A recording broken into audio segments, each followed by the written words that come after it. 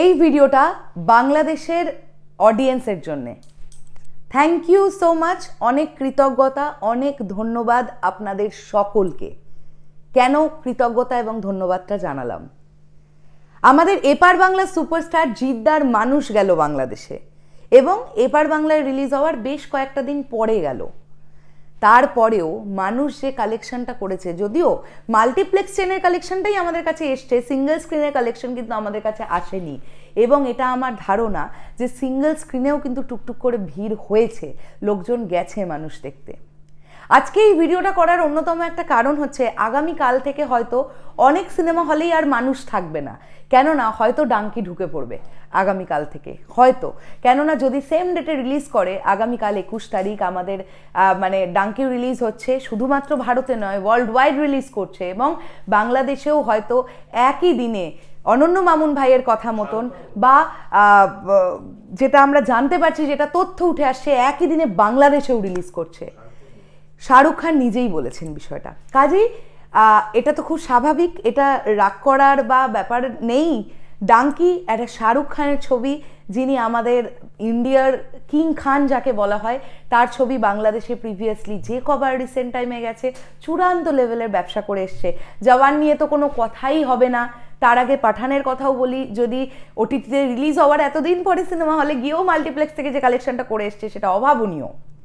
আর এবার যদি সেম ডেটে রিলিজ করে ডাঙ্কি, কাজেই ভয়ঙ্কর একটা কালেকশন আসতে চলেছে।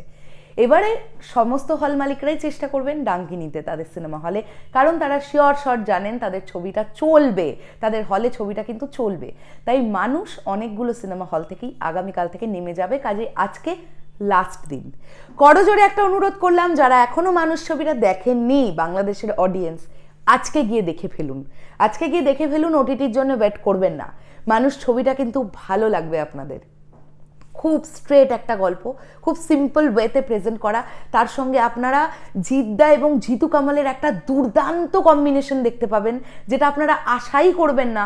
যারা এমন যদি কেউ থেকে থাকেন যারা অপরাজিত ছবিটা দেখেছেন, তারা ওই জিতু কামাল আর এই জিতু কামালকে জাস্ট এক করতে পারবেন না। কি মান্নান চরিত্রটা পোট্রে করেছেন। এবং আমি অবশ্যই ক্রেডিট দেব ডিরেক্টর সঞ্জয় সমাদ্দারকে, যিনি এই ক্যারেক্টারটা জিতু কামালকে দিয়ে করাতে পেরেছেন। তো অসম্ভব একটা ভালো কম্বিনেশন আপনারা দেখতে চলেছেন। তো আজকে সেভাবে বলতে গেলে লাস্ট দিন, আগামীকাল থেকে হয়তো মানুষ কিছু টুকটুক করে সিঙ্গেল স্ক্রিনে হয়তো চলবে, কিন্তু মাল্টিপ্লেক্সে খুব একটা থাকবে বলে বা বেশি শো থাকবে বলে আমার মনে হয় না। হতে পারে হয়তো একটা শো বা দুটো শো, নাও থাকতে পারে। কিন্তু মানুষ যে ব্যবসাটা বাংলাদেশ থেকে করে নিয়ে এলো, সেই জন্যে আমি এপার বাংলার মানুষ হয়ে আপনাদের ওপার বাংলার দর্শককে করজোড়ে থ্যাংক ইউ জানালাম। আমি নিজে একজন জিদ্দার ফ্যান, আমার এটা মনে হয়েছিল যে মানুষ ছবিটা বাংলাদেশে অন্তত অনেক বেটার পারফর্ম করবে। যদি সেম ডেটে ছবিটা রিলিজ করতো আরও অনেক বেশি ভালো পারফর্ম করতো, কেননা এত রিভিউজ আপনাদের কাছে যেত না। এত অনেকেই, তার মধ্যে এখন বাংলাদেশে একটা পরিস্থিতি, বিশৃঙ্খল পরিস্থিতি চলছে, তার মধ্যেও যারা গেছেন এবং এই যে আমরা কালেকশনটা জাস্ট দেখতে পাচ্ছি মাল্টিপ্লেক্স চেন থেকে অল ওভার, মোটামুটি আমি একটা হিসেব জাস্ট একটা ছক করে বলছি, 12 থেকে 15 লক্ষ টাকার যে কালেকশনটা এসছে, গ্রস কালেকশনটা, সেটা কোনো দিক থেকেই কম নয়। আমি খুব খুশি। সিঙ্গেল স্ক্রিনের কালেকশন তো জানতেই পারিনি, তো খুব ভালো। অনেক ধন্যবাদ, অনেক ধন্যবাদ।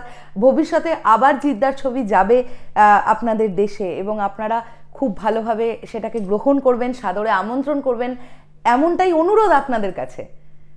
ধন্যবাদ সকলকে, সকলকে ধন্যবাদ। আসছি, দেখা হচ্ছে আবার খুব শীঘ্রই নতুন কোনো ভিডিও নিয়ে। টাটা।